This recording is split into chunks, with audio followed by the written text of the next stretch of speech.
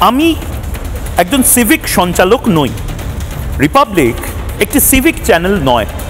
আপনারাও সিভিক বা অর্ধ সময়ের দর্শক নন। আপনারা ভালোবেসে রিপাবলিক বাংলা দেখেন, আমি ভালোবেসে জান প্রাণ দিয়ে বাংলার মানুষের কণ্ঠস্বর হওয়ার চেষ্টা করি।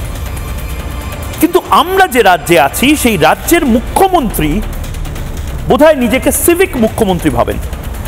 রাজ্যে যে সরকারটা চলছে সেটা সিভিক সরকার চলছে।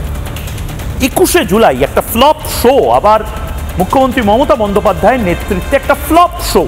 কারণ 21শে জুলাই এবার হিট, সুপারহিট কোনো কিছু হওয়ার সম্ভাবনা নেই। কারণ এবারের ব্লকবাস্টার শুক্রবার রিলিজ পাচ্ছে 18ই জুলাই প্রধানমন্ত্রী নরেন্দ্র মোদীর নির্বাচনী সভা। প্রথম দামামা বেজে যাওয়ার শব্দ পাবেন কাল।